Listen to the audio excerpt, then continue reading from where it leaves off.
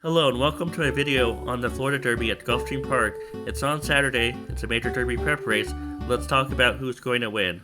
Before I start though, I wanted to explain that at Gulfstream Park, drawing an outside post at a two-turn dirt route is more severe than at other racetracks. In a mile 1/16th and a mile 1/8 races, a horse needs a lot of speed in order to overcome going wide on the first turn.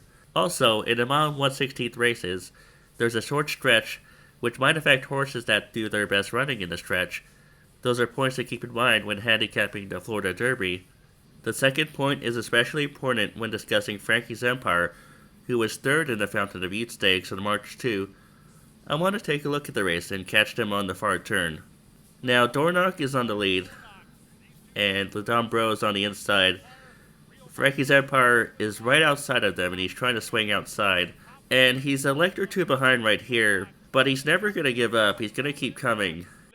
Dornoch wasn't tuned up for this race, but he holds off Ledambro nicely. Frankie's Empire is coming right now, and his best stride was in the last few strides. But again, the short stretch in the mile 1/16 races makes it hard if your best running comes in the stretch run. Frankie's Empire only lost by 2 lengths, and he also won the Swale Stakes by 3.5 lengths on February 3. I would ignore his races under his previous trainer and just judge him by those 2 races. Number 2 is Hades, and he won the Holy Bull Stakes at 9-1. I want to take a look at that race as well, because it's important to understand how Hades won the race. We catched him on the far turn, and Hades and Fierceness are on the lead, but the fractions went in 25:03, 50:53, 1:14:25. Hades gains a slight edge at the top of the stretch. Fierceness starts to fade away just a little bit. In all likelihood, Fierceness wasn't tuned up for this race. Domestic product comes at Hades, but Hades has the advantage, especially because of those fractions. And Hades wins by, well, it says 2 lengths in the past performances. Hades won the race, but the slow fractions helped him. The fact that Fierceness wasn't tuned up for the race helped him. And the short stretch helped him. As I said, there's a short stretch for a mile 1/16 races. I think Hades has some ability, but I don't want him in this race. Number 3 is Bail Us Out. I've said this before, but Todd Pletcher does not have a good record with 3-year-olds making their graded stakes debut off a maiden win. This is a tough spot for this colt. I'm just going to ignore him and see what happens. Number 4 is Grandmo the First. He has run well in his 2 dirt starts. He was third in the Swale Stakes. He had some trouble in that race.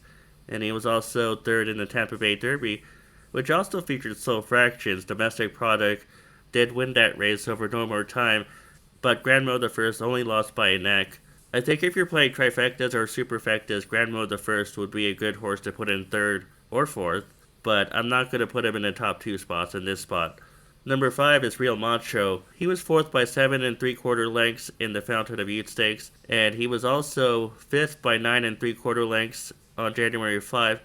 I think he doesn't want to go farther. His 2 bad races were at a mile 1/16th, and his win came at 1 mile. That win at 1 mile was a strong-looking race over 2 good colts in Born Noble and Merit, but I'm concerned that stretching out has not worked out for him so far. Number 7 is Catalytic. He's trained by Saffie Joseph Jr., who wins often at Gulfstream Park, but I don't like taking horses who go from 6 furlongs to 9 furlongs, and in this case he goes from an optional claimer that he didn't even win at Tampa Bay, and he did win his maiden race by 5.5 lengths on this course, but it came last October. I don't trust him.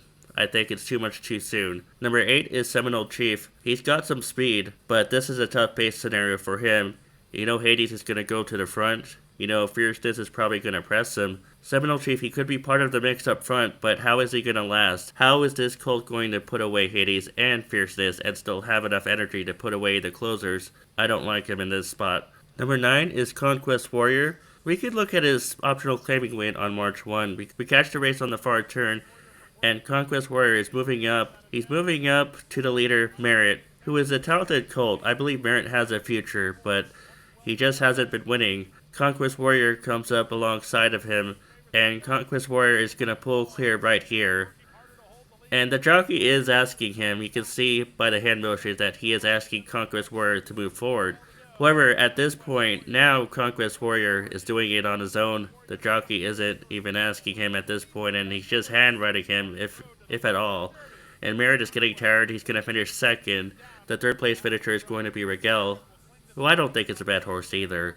Conquest Warrior probably could run faster than whatever speed figure he earned. He earned only an 86 on Breeze, but he did it so easily towards the end.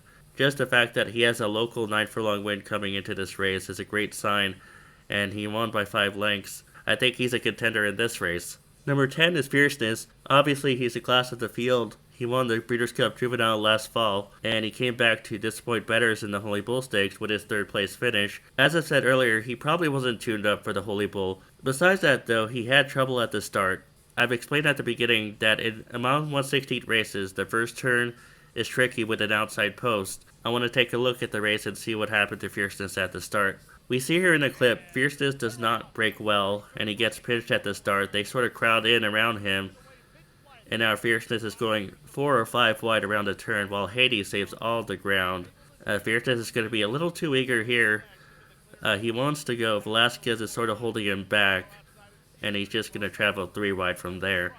So it wasn't a great start. He was drawn in the 7th post in that race, and now he's drawn in post 10. What's different this time? I don't think Velasquez will hold back. I think Velasquez will ask him from the start because he needs to use his speed to clear the left side of the field. And from there, he can press Hades, and the fractions will be faster than last time. And he's more fit than last time, so we could see not only the Breeders' Cup Juvenile form, we could see even a better Fierceness this time. He's a major contender. The price will be short. It's hard to avoid using him in tickets, though. Number 11 is Isis's Dream. Now, this gelding just looks overmatched. He won his maiden race by 7 1/4 lengths, but it came on turf. He does not have a dirt win, and this post position will affect him. He does not have the speed to clear the field.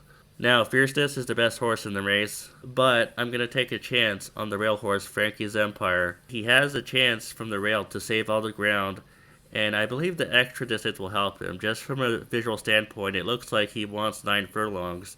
He stayed on well in the Fountain of Youth Stakes, and being able to save ground and the extra distance might help him. So I'm going to bet Frankie's Empire on top, and I'm also going to back wheel him underneath Conquest Warrior and Fierceness. So I'm not ignoring Fierceness, I'm not ignoring Conquest Warrior, I'm just taking a shot with Frankie's Empire. Those are my 3 picks for the Florida Derby. Thanks for watching. I'll see you guys later.